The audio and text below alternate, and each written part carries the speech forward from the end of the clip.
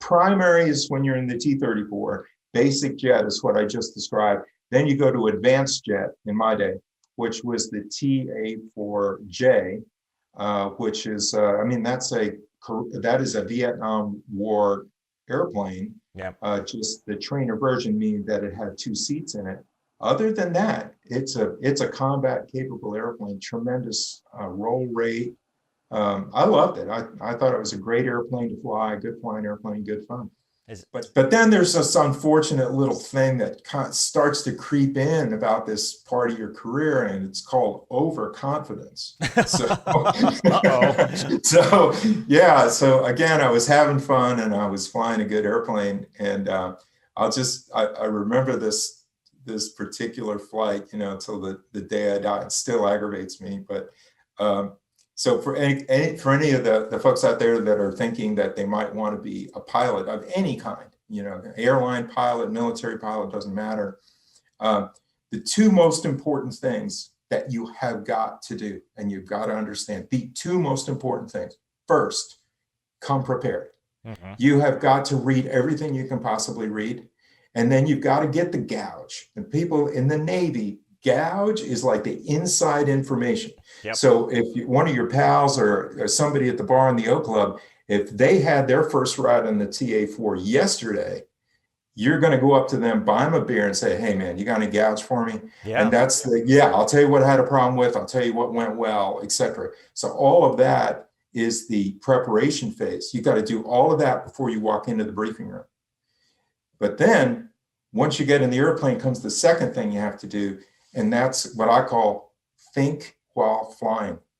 And it's easy to, you know, kind of get lulled to what the instructor kind of tells you what to do, and you just kind of do it. No, you can't be like that. You have to believe that you are the pilot in command of that airplane, and the instructor is there just to keep you safe. Yep. So you've got to think and try the whole way through. So my worst sortie in the A4, you know, and again, a little overconfidence. I was doing well, and it was a low level navigation flight. Ooh, yeah. Okay, so we're going to be 500 feet above the ground, and we're going to have a little strip map, and we're going to try and find various points and fly this big round robin around the area around Meridian. So and the instructor for this was the most admired instructor on the base. He was an A6 guy, dropped a lot of bombs in Vietnam. Yeah. He was a warrior. He was a cool guy, you know, and by that time, frankly, I had a little bit of reputation of being a good student, and I really wanted to impress this guy. Mm-hmm. So I had all my maps, I had done all my stuff. I thought I was prepared. We're walking out to the airplane, and he turns to me and he says, so when you called the Mitra guys, the weather guys, what were the winds like? Uh-oh. So I said 15 knots from the north. He just made it up, you know. And the guy's looking around and goes, gee, that's strange, you know, because every airplane in the pattern out here is landing and taking off to the side. So busted, and we took off, and I got biblically lost. I mean, lost like, like part of the Red Sea, 40 years in the desert. I wandered around Mississippi and I never did figure it out. So my instructor has to kind of give me some vectors to go back to the base. But here's a very important thing. So now I'm as angry with myself. I'm going to go home. I'm going to slit my throat and bleed to death on the front lawn. That's what I'm going to do. But right now I'm still in this airplane. I'm going to fly the goddamn thing. So as we're flying back into the pattern, one of the students, either the control tower or one of the students got confused in the traffic pattern entry thing. And we had sort of like a possible midair or near miss situation. I realized what was going on because I'm still engaged in this thing. And I can't remember what it was, but I either said something to the other airplane or to the tower that resolved this little thing. And then we come around to land, and every Navy runway has got that lens or mirror thing that you have on the carrier that's just sitting right there for you to practice. Well, I flew as tough, as hard an approach as I possibly could, and I landed on center line, on the ball, exactly where I was supposed to be. Then I got out of the airplane and I went into the men's room and cried because I was just so mad at myself, you know. But so what happened there, and there's a moral to the story. When we go to debrief it, there's a grade sheet, and it was above average, average, below average, and unsat. And I'm thinking, well, if I don't get an unsat out of this thing, I'm going to be really lucky.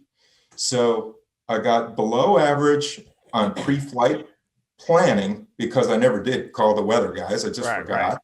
I got below average in in-flight navigation because I got lost biblically, right? Yep. But then I got an above average for head work because I unscrewed the pattern thing, and then I got an above average for landing. So even though it was the worst hop of my life, now, the whole point of this little story is never quit flying the airplane. You know, go home and hate yourself and, you know, beat yourself up, but never do that in the airplane. You have got to fly all the way back to the ramp, shut the engine down, climb out like a man or a woman, and then go cry. That's awesome. But anyway, I sort of pulled it out, and that'll happen a lot in the airline world. You know, I was a check airman for FedEx, and we make mistakes. And if I was doing initial operating experience for another pilot or whatever, I just love to see a man or a woman that just doesn't quit and keeps flying and keeps it safe. So that's for you young guys out there, young girls. Please remember that, we'll beat ourselves up when we get back to the bar, but never in the plane. Yeah. And we've just talked about that in a previous mishap. The same thing happened in an F-16. So that's definitely really good to take home. Excuse me. Oh, no. Oh! Meant a lot of that.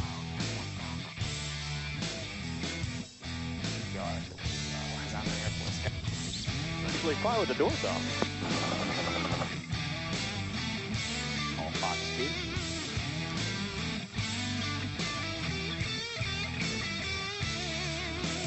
Don't be a douche. That's rule number 1. Make them tell you no.